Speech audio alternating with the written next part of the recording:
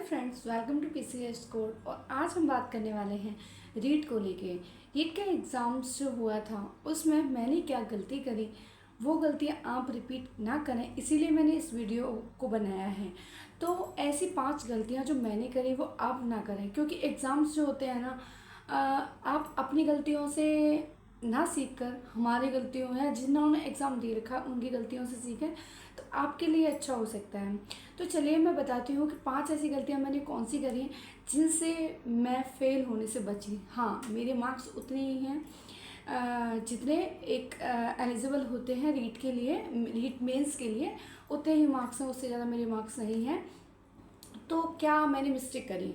पहली मिस्टेक थी मेरी कि मैं एक तो यूपी से हूँ, राजस्थान से नहीं। तो मैंने जब मेरी शादी हुई, मैं यहाँ आई, तब मुझे पता चला कि अरे रीट का एग्ज़ाम मुझे देना है। मतलब रीट का थोड़ा थोड़ा सुना था पर कोई आइडिया नहीं था कि क्या होता है रीट। तो मेरे हस्बैंड और मेरी फैमिली ने मुझसे कहा कि रीट का एग्ज़ाम दो, आपके सीटेट तो क्लियर है। तो मैंने रीट का जो एग्ज़ाम है वो फॉर्म है, मैंने फ़िल करा। मैंने फिर मेरे हस्बैंड ने फ़िल करवाया किसी से, और वो रैंडम जब फिल करवा रहे थे तो मुझसे बोला कि रीट का एग्ज़ाम दे दूँ। तो उन्होंने मुझसे सब्जेक्ट पूछा कि आपको फर्स्ट सब्जेक्ट और सेकंड सब्जेक्ट कौन सी चाहिए लैंग्वेज में। तो मैंने फर्स्ट हिंदी को रखा। सेकंड लैंग्वेज में मैंने एक शॉर्ट्स देखा था यूट्यूब पे शॉर्ट्स क्या था कि एक मैम थी जो बता रही थी कि अरे हिंदी तो संस्कृत जैसा होता है। उन्होंने रीट में सीटेट में उन्होंने ये चीज़ बताई कि आप ले सकते हो, हिंदी में जो पढ़ना होता है आपको अलग से कुछ नहीं पढ़ना होता, आपके लिए ईजी होता है। वो तुरंत की तुरंत वो चीज़ होती है ना कि आप वो स्क्रॉल करते हुए देखते हो। तो उन मैम का मैंने क्या करा कि हाँ, अगर हिंदी तो मैंने बहुत पढ़ रखा है, हिंदी पढ़ रखा है, तो मैं संस्कृत का भी कर लूँगी। तो मैंने सेकंड लैंग्वेज और जस्ट फॉर्म में भरवा दिया। मैंने देखा भी नहीं, मैंने सिलेबस नहीं देखा। पहली मिस्टेक होती है कि आपने सिलेबस देखा नहीं है। कोई भी एग्ज़ाम दे रहे हो, आपने सिलेबस नहीं देखा कि क्या आ रहा है, कितने नंबर का आ रहा है, कुछ आइडिया नहीं हो, आप फॉर्म फिल कर देते हो बिना किसी नॉलेज के। तो ये बिगेस्ट मिस्टेक मुझसे हुई थी। फिर मैंने लैंग्वेज ले ली संस्कृत। उसके बाद संस्कृत का क्या हुआ था कि आपको सब्जेक्ट के उसमें बताती हूँ कि जो जो मैंने गलतियाँ करी उसका मैंने करा क्या था कि संस्कृत मैंने पढ़ा। जब मैंने पहली बार जब संस्कृत को खोला और मैंने क्लासेस लेना शुरू करा यूट्यूब से, तो मैंने इसके लिए कोई कोर्स परचेज़ नहीं करा था, ना मेरे पास कोई बुक थी। मैंने ओनली यूट्यूब से मैंने ये पेपर क्लियर करा। तो जब मैंने संस्कृत क्लासेस लेना शुरू करा तो मुझे बहुत ज़्यादा टफ लगा। मुझे इतना संस्कृत नहीं आता, मेरा इंग्लिश अच्छा है। मैंने अपना सीटेट और भी एग्ज़ाम्स में अपना इंग्लिश में ही ज़्यादा कंफर्टेबल रहती हूँ। संस्कृत मैंने पहली बार रीट के लिए पढ़ा और तब पढ़ रही थी, तो मैंने कोशिश करी और ज़्यादा पढ़ने की कि ठीक है मैं पढ़ लूँगी, मैं कर लूँगी। पर वो एंड ऑफ द डे वो काम नहीं आई चीज़ें, और इस चीज़ का गिल्ट मुझे रहा कि मैंने गलत सब्जेक्ट ली। तो आप प्लीज़ कोई गलत सब्जेक्ट ना लें। जिस सब्जेक्ट में आप कंफर्टेबल हैं, जो सब्जेक्ट आप पढ़ सकते हो, आप उसी को ही प्रायोरिटाइज करें। तो अब बात आती है सेकंड की कि मेरी सेकंड मिस्टेक क्या थी।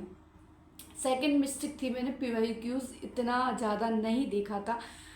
आई थिंक मैंने 1 से 2 PYQ मैंने सॉल्व करा था बस। और उसमें भी मैंने इतना ज़्यादा एफर्ट नहीं डाला था। मुझे लगा था अगर मेरी सीटेट क्लियर है तो मैं रीड तो क्लियर हो ही जाएगा, इतना ज़्यादा नहीं आता।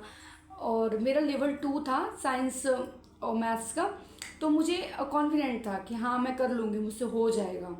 पर यहाँ भी मैं गलत हुई थोड़ा सा, और चीज़ों को इतना ज़्यादा ग्रांटेड ले लिया कि ठीक है मैं कर लूँगी, मुझसे हो जाएगा, और मैंने सीटेट के लिए इतना पढ़ रखा है या मैं अपनी प्रिपरेशन फेज में हूँ तो मेरे लिए इजी होगा। नहीं, आप PYQ देखे ही देखे, और एक PY देखने का नहीं, आपको सॉल्व करना है। कम से कम 20 PYQs बहुत अच्छे से आपको करना है, अपने मार्क्स भी देखने हैं कि कितने आ रहे हैं। मैंने वो गलती करी थी।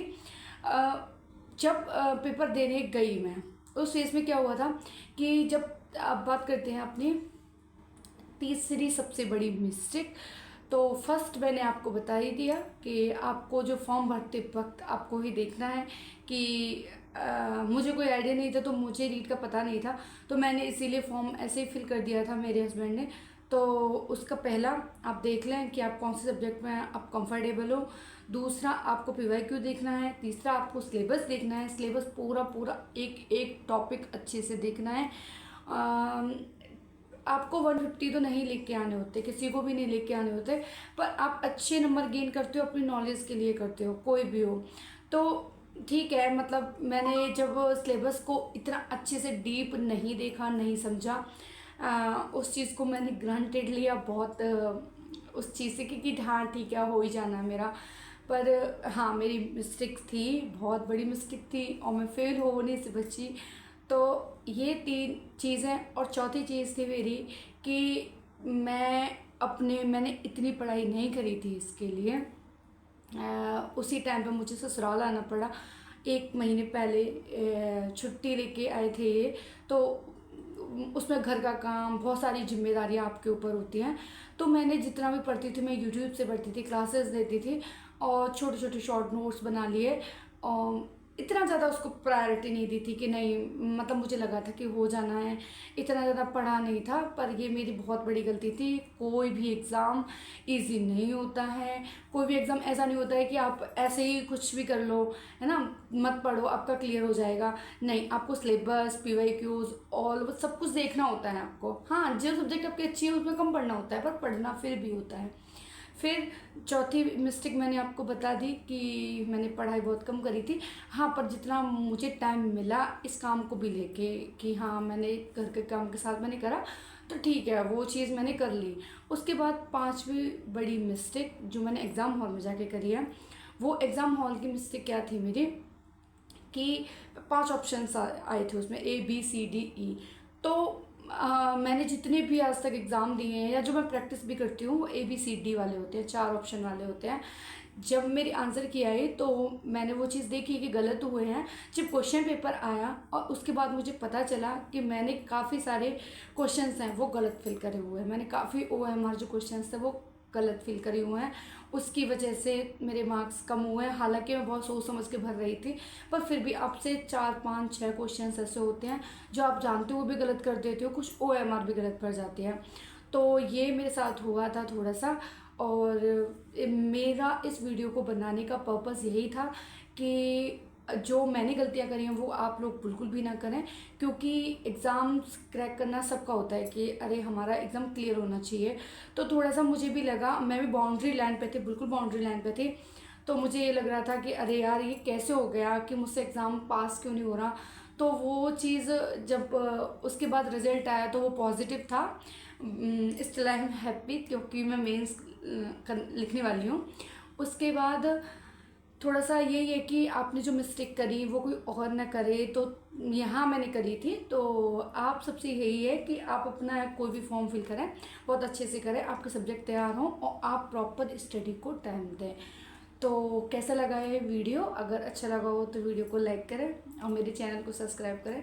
और कोई भी डाउट हो रीट मेंस को लेके, रीट प्री को लेके कोई भी डाउट हो तो आप मुझे कमेंट करें। And thanks for watching. धन्यवाद।